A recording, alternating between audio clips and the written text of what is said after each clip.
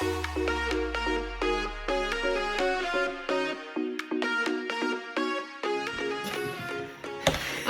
it is time for a monthly wine about the market. And I cannot drink right now. No, I am not pregnant. We don't need those rumors going around. But for other reasons, I just can't drink right now. So I needed a pitch sipper. Also a pitch hitter, pitch sipper. So I've got Nina Salazar here with Elite Realty. She's a realtor as well in town. So say hi, Nina. Hi. One thing I think both her and I are both pretty passionate about is the idea of community over competition. Wouldn't you say? Like, yeah, absolutely. We share ideas with each other. We help each other out. So I thought, you know, I mentioned that I can't drink, and she's like, well, I'll come drink. Happy to. So tell me, Nina, have you been to Purple Toad Winery? I've not been, but I've had the wine. Okay. So have you had their sangria?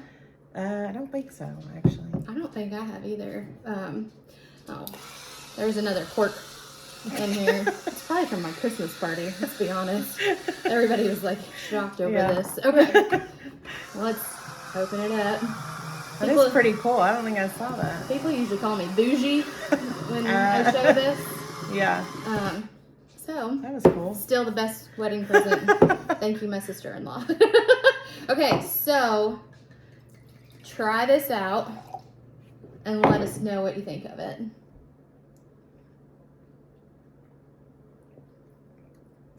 It's good. It's not too sweet. Really? See, I usually think that Purple Toad is known for their grape juice wines. A lot of them are really sweet, but no, that one's not bad at all. Okay, well, good to know. Well, you just keep drinking. You pour yourself another glass if you want. Okay. I'll be here. Okay, so Nina obviously is a realtor here in town, like I said. She is very versed in our market and everything, so thought it'd be interesting for us to kind of talk about this. And I don't know if you've pulled these numbers recently. I pulled these today. I looked at them a little yesterday, actually. So total listed this last month in January, we had 23 listings. So last January we had 27, so not that big of a difference, right? I don't know if you saw these statistics, but sold in January of 2023, we had 18. Last year, in January of 2022, we had 36. So that's a 50% decrease. Yeah. That's a lot. That is a lot. Isn't it? Yeah. So a lot less pie for us realtors to go around, honestly. That's why we got to work together. Yes. List to sales price ratio. I was shocked because I know if you watched my videos last year or, in 2022, we talked about how high the list to sales price ratio was. In January, it was 92.91%. Last year in January, it was 98.06%. So have you seen a drop in we're not getting the 10,000, 20,000 over asking price offers anymore. Absolutely. It's just not quite as crazy. Right. I also found this interesting. There were 0 expired listings last year in January, but this year there were 8.7%. Wow. So I didn't see that one yesterday. Quite a bit. That is. So if it's expired, I mean, really, I think the demand is still there for these houses. What do you think? Probably pricing and marketing, changing, right? Yeah. Pricing's changing for sure. I know something they've talked about. I've heard a lot of people, like podcasters and stuff, talk about is how it's becoming more of a skilled-based market versus realtors that, are just throwing a sign in the yard and calling it a day. Can't just stick a sign in the yard. No, you can't. You gotta work it. So, found that was pretty interesting. But then when we look at our sales price, average sales price in January. This past January, it was $226,622, but last year it was $158,419. I'd need to dig into that a little bit more and see if there were a couple of $1 million sales, outliers that threw in some really cheap ones last year. Yeah, and this is just residential sales, so we don't include the lots and lands and whatnot that bring those down a little bit. So, are you familiar with absorption rate and month of inventory? I find that a lot of realtors aren't, and I didn't really know much about them until it's a learning curve for me for sure. So it's been working on it. Let me get some more wine on that note. One of my favorite, like I nerd out about this.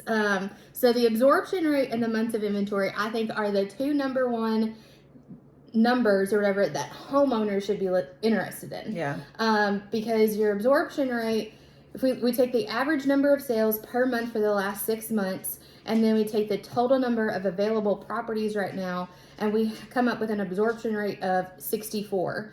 Back in September, that number was 113. Wow. So almost double. And if we remember, when we look at absorption rate, anything above a 20 is a seller's market. Anything less than 15 is a buyer's market. So we're still definitely in that seller's market. Yeah. Wouldn't you agree? Oh, absolutely. Yeah. Definitely. And I think it's going to be a little while before we get back down to that healthy market or even that buyer's market. So I don't know. It's slowed down a little, but Right. I mean, it's still a great time to sell your house. Yeah. Months of inventory. So if not another house came on the market, how long would it take for everything that's on the market to sell? We have 52 active listings. There were 45 sold or pending within the last 30 days. So that gives us 1.16 months of inventory. And if you remember correctly, back in like September or whatnot, it was like, I think half a month. Yeah. So we've definitely are trending more like to that healthy market. As a reminder, 0 to 4 months is a seller's market. 5 to 7 months is a healthy market, and 8+ months is a buyer's market. So we're definitely still in that seller's market. Yep. So going back to this list to sales price ratio, I think that what's happening is that sellers are looking at the last 12 to 18 months of houses that have sold and saying like, well, this should base, my pricing off of this, versus looking at the last I look 3 at the months. last 3 to 6 if you can't find anything in 3. Right. But I mean, there's a lot we can find in the last 3 months right now, depending on where you are and what it is. Yeah, definitely. But Definitely. yeah. So anyway, what are your thoughts on the market? Where do you think we're headed? What do you think when people say, I'm just waiting for the market to crash? Tell them I don't think it's going to crash. I don't either. I don't think it's going to crash. I think it's either. slowing down. It's normalizing. Yeah. Yep. I agree. So Yeah. anyway, well, enjoy your wine. Cheers.